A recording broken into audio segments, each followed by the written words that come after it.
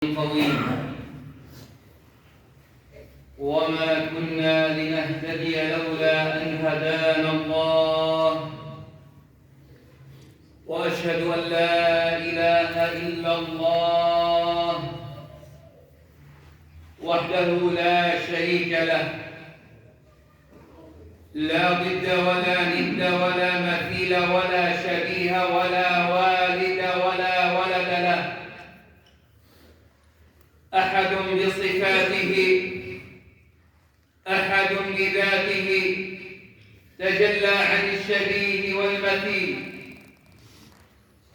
وأشهد أن محمدًا عبد الله ورسوله، أرسله الله برسالة الإسلام، فكان كالشمس وضحاها، وبقرآن كان كالقمر إذا تلاها، وبسنة كانت كالنهار إذا جلاها، فمن أعرض عن ذلك كان كظلمة الليل إذا يغشاها. صلى الله عليك يا علم الهدى، يا من علمت المتعلمين. وبعد أيها الإخوة المؤمنون، أوصيكم ونفسي بتقوى الله عز وجل، وأذكركم بقول الله سبحانه وتعالى: يا أيها الذين آمنوا اتقوا الله، يا أيها الذين آمنوا اتقوا الله ولتنظر نفس ما قدمت لغد واتقوا الله، إن الله خبير بما تعملون. إن الله عز وجل خبير بما نعمل، إن الله عز وجل مطلع علينا وناظر إلينا. إن الله عز وجل لا يخفى عليه شيء، لا تدركه الأبصار وهو يدرك الأبصار، ليس كمثله شيء وهو السميع البصير، يسمعنا ويبصرنا سبحانه وتعالى، وتعالى الله علوا كبيرا عما يقولون. أيها الجمع الطيب،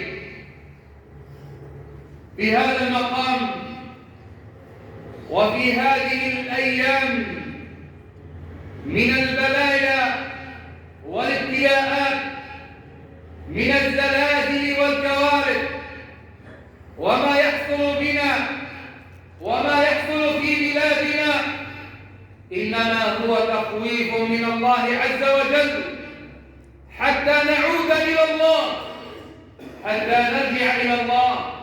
قال الله تبارك وتعالى: وما نرسل بالآيات إلا تخويفا. الله عز وجل يرسل آياته ليخوف عباده كي يعودوا ويرجعوا إلى الله، كي يتقوا الله، كي يسيروا على منهج رسول الله، كي يسيروا على هذا الطريق الذي خطه لنا النبي صلى الله عليه وسلم. وقال صلى الله عليه وسلم: تركتكم على المحجة البيضاء ليلها كنهارها لا يزيغ عنها بعدي إلا هالك، لا يزيغ عن هذا الطريق إلا هالك. والله سبحانه وتعالى أرسل الرسل وأنزل الكتب رحمة للعالمين، وما أرسلناك إلا رحمة للعالمين، كي يعلمون التوحيد، كي يعلمون العبادة. علمنا النبي صلى الله عليه وسلم كل شيء، وبين لنا كل شيء، ما ترك شيئا إلا وقد بينه النبي صلى الله عليه وسلم. ها هو ابن عباس رضي الله عنه حبر الأمة وترجمان القرآن، وهو غلام كان خلف النبي صلى الله عليه وسلم على دابة. وهذه وصية من حبيبكم محمد صلى الله عليه وسلم نستحدث بها في هذه الأيام. قال ابن عباس: كنت رديف النبي صلى الله عليه وسلم على دابة، وفي رواية على حمار، فقال النبي صلى الله عليه وسلم: يا ابن عباس، احفظ الله يحفظك، احفظ الله يحفظك، احفظ الله تجد تجاهك، إذا سألت فاسأل الله، وإذا استعنت فاستعن بالله، واعلم أن الأمة لو اجتمعت على أن ينفعوك بشيء لم ينفعوك إلا بشيء قد كتبه الله لك. واعلم أن الأمة لو اجتمعت على أن يضروك بشيء لم يضروك إلا بشيء قد كتبه الله عليك. رفعت الأقلام وجفت الصحف. وفي رواية: تعرف إلى الله في الرخاء يعرفك في الشدة. عندما تتعرف إلى الله في الرخاء فالله عز وجل يعرفنا في الشدة، في هذه البلايا وهذه المحن وهذه الزلازل التي اهتزت لها القلوب واهتزت الأرض. هذه الابتلاءات وهذه الوصية من النبي صلى الله عليه وسلم للأمة الإسلامية، ليس فقط لابن عباس، إنما للأمة الإسلامية بأجمعها إلى قيام الساعة. احفظ الله يحفظك. كيف يكون حفظ الله عز وجل؟ عندما تطبق أوامره، عندما تتقي الله عز وجل، عندما تحافظ على صلاة الجماعة، عندما تحافظ على أذكار الصباح والمساء وأذكار النوم، عندما تؤدي الحقوق، عندما تورث الإناث، عندما تؤدي حقوق الجار، عندما تقيم الضيف، عندما احفظ الله يحفظك الله. أدي حقوق الله يحفظك الله. احفظ الله يحفظك. احفظ الله تجده تجاهك، تجده أمامك. قال الله عز وجل: ونحن أقرب إليكم من حبل الوريد. إذا سألت فاسأل الله، لا تسأل إلا الله، لا تستعين إلا بالله، لا تستغيث إلا به سبحانه، وهو مفرج القلوب عند الشدائد. احفظ الله يحفظك. احفظ الله تجد تجاهك. إذا سألت فاسأل الله. علق قلبك بالله. لا ينفعك إلا الله، فهو الذي قدر كل شيء وبيده كل شيء، فعال لما يريد، بيده ملكوت السماوات والأرض. الله عز وجل بيده كل شيء، وهو الحكيم، وهو العظيم، وهو الرحيم. يرحمنا، يبتلينا ليرفع درجاتنا ولنعود إليه وليزيد في حسناتنا. يبتلينا ليمحصنا، يبتلينا لنرجع إليه. احفظ الله تجده تجاهك. إذا سألت فاسأل الله. إذا أردت شيئا لا تسأل إلا الله. إذا أردت الفرج لا تسأل إلا الله. أخاطب المرضى والجرحى بالزلازل ألا يسألوا إلا الله، فهو الشافي، فهو المعافي، فهو مفرج الكروب، بيده كل شيء، لا تدرك الأبصار وهو يدرك الأبصار. اسأل الله بالشفاء. اسأل الله يا من أصابك الخوف. علق قلبك بالله، فإن الله عز وجل يفرج الكروب ويذهب ما بك من خوف.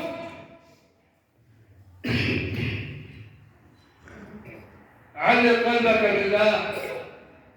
لا تعلق قلبك بالمخلوقين، فقلوب المخلوقين بيده سبحانه، فهو الشافي وهو الرازق وهو المعطي. وإذا استعنت فاستعن بالله. نربي أبناءنا ولكن نطلب العون من الله، نسير بسياراتنا ونطلب العون من الله. هذه الاستعانة. إذا استعنت فاستعن بالله، أن تستعين به سبحانه بكل شيء. هذا الطفل الذي هو تحت الردم، والذين هؤلاء الرجال الأبطال الذين يخرجون الأطفال والنساء من أثر الزلازل، إنهم رجال صدقوا ما عاهدوا الله عليه، تركوا كل شيء ويخرجون الجثث، ويخرجون الذين يسمعون أصوات الأنين، يستعونون بالله، لا يناشدون إلا الله. ونحن رأينا جميعا بأم أعيننا كم حصل من آيات. 30 ساعة طفل رضيع يخرجه الله عز وجل برعايته. من أرضعه؟ من رعاه؟ من تولاه في عنايته؟ إنه الله. الله الله الذي بيده كل شيء. آيات عظيمة، آيات عظيمة رأيناها بأم أعيننا. تخرج تلك الفتاة وهي وقع فوقها البناء، والله عز وجل تولاها في عنايته، والله عز وجل رعاها في رعايته. الله عز وجل أسقاها من مائه وهي تحت الردم. وأحدنا لا يستطيع أن يصوم من الفجر إلى المغرب، يشعر بالجوع والعطش. كيف بهم هؤلاء الذين جلسوا تحت الردم بالمعاناة يومان وثلاث، وخرجوا من تحت الهدم أحياء؟ من الذي تولاهم؟ من الذي رعاهم؟ من الذي غذاهم؟ إنه الله. الله الله وحده، الله وحده مفرج الكروب، الله وحده هو الذي آمنا من خوف، الله وحده هو الذي أطعمنا من جوع. الله. إذا استعنت فاستعن بالله، واعلم أن الأمة بأكملها لو اجتمعت من إنسها وجنها وأطبائها ودولها وحداثتها وثقافتها على أن ينفعوك بشيء، لم ينفعوك إلا بشيء قد كتبه الله لك. شيء مكتوب. خلق الله عز وجل القلم وقال له اكتب بما هو كائن وما سيكون وما إن كان كيف يكون، فكتب مقادير السماوات والأرض. لو اجتمعت الإنس والجن على أن ينفعوك بشيء، والله لن ينفعوك إلا بشيء قد كتبه الله لك. لا معدات ولا ترسات ولا شيء إلا بشيء قد كتبه الله لك. ولو اجتمعوا كلهم أعداء الله جميعا من الإنس والجن على أن يضروك بشيء، لم يضروك إلا بشيء قد كتبه الله عليك. وبعدها ختم النبي صلى الله عليه وسلم هذه الوصية فقال: رفعت الأقلام وجفت الصحف. أي انتهى الكلام، انتهى الأمر من الله. خذ بالأسباب. أنا لا أقول أن لا تأخذ بالأسباب، خذ بالأسباب. وتوكل على مسبب الأسباب، ولكن كل شيء بقدر الله، وإنا كل شيء خلقناه بقدر. كل شيء خلقه الله عز وجل بقدر، فقدر الله عز وجل علينا هذا. فرحل الأبناء ورحل الآباء ورحلت الأمهات ورحلت الزوجات، كله بتقدير الله. والله عز وجل أرحم منا بكثير من الأم على وليدها، ولكن لأمر يريده الله. وما تأتي محنة إلا وتكون منحة للمسلمين. قال النبي صلى الله عليه وسلم: عجبا لأمر المؤمن، إن أمره كله له خير، إذا أصابته سراء شكر فكان خيرا له، وإذا أصابته ضراء صبر فكان خيرا له، وليس ذلك إلا للمؤمن، هذا فقط للمؤمنين. لذلك علينا أن نرضى بما قدره الله عز وجل علينا، وأن نعود إلى الله. وذكر في هذه الوصية رواية أخرى كما أسلفت: تعرف إلى الله في الرخاء يعرفك في الشدة. عندما نكون نحن أيها الإخوة أيها الموحدون، عندما نكون في الرخاء تعرف على الله، يعرفك في الشدة.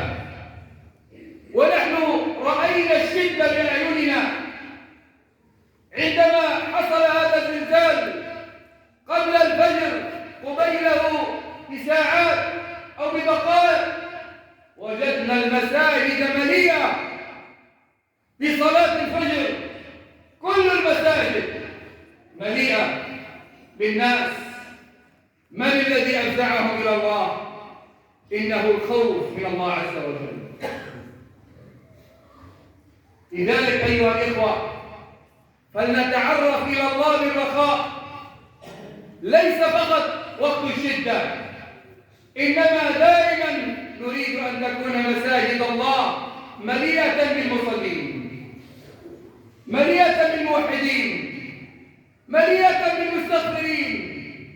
ذكر الله عز وجل عن يونس عندما ابتلعه الحوت، قال تعالى: ولولا أنه كان من المسبحين، كان قبل أن يبتلعه الحوت كان مسبح، كان ذاكر، كان متعرف إلى الله بالرخاء.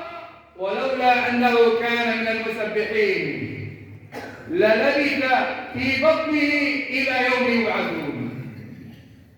ولكن الله عز وجل نجاه في الشدة، ابتلعه الحوت ونجاه الله لأنه كان متعرفا إلى الله في الرخاء. فنسأل الله تعالى أيها الإخوة أن يحفظنا وإياكم، وأن يحفظ بلاد المسلمين، وأن يحفظ أعراضنا، وأن يؤمننا في أوطاننا، وأن يحفظ بلادنا جميعا، إنه ولي ذلك والقادر عليه. هذا والله أعلم وأحكم. وأعوذ بالله أن أكون جسرا تعملون عليه إلى الجنة ويلقى به في النار. وأقول قولي هذا أستغفر الله لي ولكم، فيا فوز وسعادة المستغفرين، استغفروه إنه هو الغفور الرحيم.